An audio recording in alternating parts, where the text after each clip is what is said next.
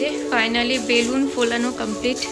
আর এই যে এতগুলো বেলুন ফোলানো। Hello everyone, welcome back to my channel. আজকে আমি বাড়ির ব্লগই করছি কারণ আজকে দিনটা হচ্ছে একটু স্পেশাল। আজকে হচ্ছে ত্রিশিতের বার্থডে। অ্যাকচুয়ালি বার্থডেটা ছিল কালকে 8 তারিখ আর আজকে হচ্ছে 9 তারিখ, কিন্তু মা বাংলার ডেট ওয়াইজ ওর বার্থডেটা সেলিব্রেট করে, তো বাংলার ডেট ওয়াইজ আজকেই ওর বার্থডেটা সেলিব্রেট করা হবে। তো আজকে সারাদিন কী করছি না করছি সমস্ত কিছু তোমাদের সাথে শেয়ার করবো। তোমরা ব্লগটা তার জন্য প্রথম থেকে লাস্ট পর্যন্ত দেখতে থাকো। তো চলো আজকে দিনটাকে স্টার্ট করা যাক। অলরেডি এখন 10টা বেজে গেছে আর স্নান করে আমার পুজো দেওয়া হয়ে গেছে। এবার আমি যাব নিচে। মার অলরেডি রান্নাবান্না চাপানো হয়ে গেছে। নিচে গিয়ে আমি ড্রাই ফ্রুটস ভিজিয়ে রেখেছি, সেগুলো খাবো, গরম জল খাবো, তারপর মাকে একটু হেল্প করবো রান্নাবান্নাতে। তো তোমরা দেখতে থাকো। কাকাও দেখি বার্থডে বয়। এ কি কি দেখি দেখি দেখি দেখি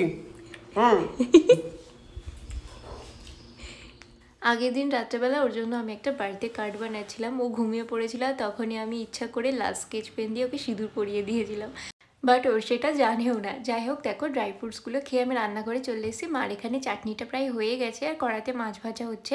সমস্ত রান্নাবান্না কমপ্লিট হয়ে যাওয়ার পর ওকে খেতে দেওয়া হলো। তো এই যে জামাটা পরে আছে এটা বাবা ওকে এনে দিয়েছে, নতুন জামা। এখানে 5 রকম ভাজা হয়েছিল, 2 রকম মাছ, মাছের মাথার ডাল, চাটনি, আর তার সাথে হয়েছিল মিষ্টি আর দই। এইবার তোমরা হয়তো ভাববে যে বার্থডের দিন মাংস নেই কেন। আসলে এই বাড়িতে বার্থডের দিনকে মাংস করা হয় না, মাছই করা হয়। মাংস খেতে হলে অন্য দিন খাও, ঠিক আছে। তো তোমরা তো দেখলে যে তখন ত্রিশিত খাচ্ছিলো, তারপর আমিও খেলাম। খেয়ে এত টায়ার্ড লাগছিলো, একটু শুয়ে ঘুমিয়ে পড়েছিলাম। তারপর ভাবলাম যে না, ঘুমাবো না, আমাকে এখন ডেকোরেশন করতে হবে। আর আমি যেগুলো মানে ভেবেছিলাম যেরকমভাবে সেরকম করতে একটু টাইমও লাগবে। তো এখন আমি উঠে বসে গেছি ডেকোরেশন করতে। ওই সমস্ত কিছু আমি যা অর্ডার দিয়েছিলাম সমস্ত কিছু নিয়ে বসে গেছি ডেকোরেশন করতে। তো এখন বসে বসে বেলুনগুলো আগে ফোলাবো। তো এই দেখো, আপাতত আমার সবেই কটা বেলুন ফোলানো হয়েছে, এখনও এতগুলো বেলুন বাকি। তারপরে এই প্যাকেটটাও বাকি আছে।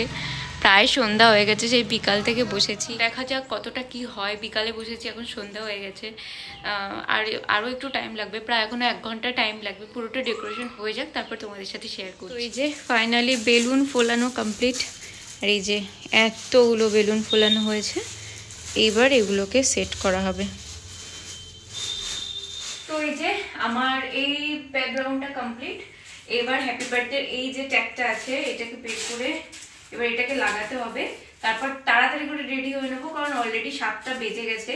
বেশি লেট করা যাবে না, মা বাবা আবার বাড়ি চলে যাবে। তো তোমাদের সাথে পুরোটা তো শেয়ার করবো, তোমরা দেখতে থাকো। এরপর আর কি হচ্ছে, এরপরেই তো হবে আসল সেলিব্রেশন। তবে ঝটপট করে এটা লাগিয়ে নিই, এটা সেট করতে হবে আগে। সো ফাইনালি ডেকোরেশন কমপ্লিট হলো। আর এই যে এটা হচ্ছে ডেকোরেশন। পুরোটা তোমাদের কেমন লাগলো জানিও। অনেকটাই টাইম লেগে গেছে এই ডেকোরেশনটা করতে। এই যে একটু টুনি লাইটও দিয়ে দিয়েছি। তো এবার যাব, আমি রেডি হয়ে নেব আর ত্রিশিতকেও বলবো রেডি হয়ে নিতে, এরপরে কেক কাটিংটা হবে।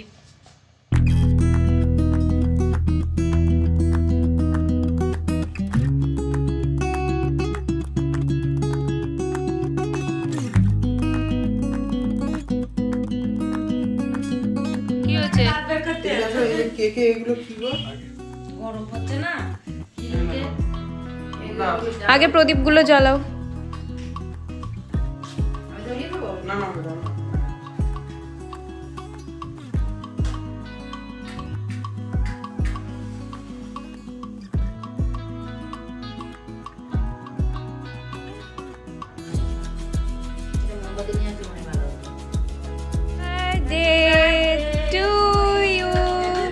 Happy birthday to you. Happy birthday.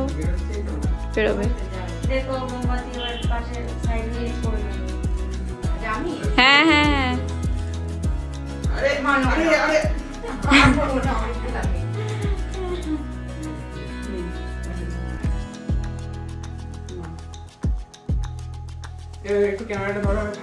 তুমি আগে আমি ধরবো, ক্যামেরা দে।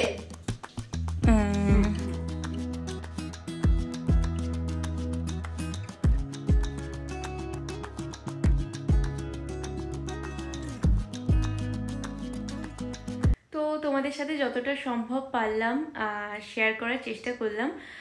তো আজকের দিনটা অনেকটা এইভাবেই কাটলো। আজকের দিনটা নিয়ে আমি একটু অন্যরকম প্ল্যান করেছিলাম। আজকে আমাদের একটা কনসার্টে যাওয়ার কথা ছিল, আজকে না কালকে 8 তারিখে আর কি।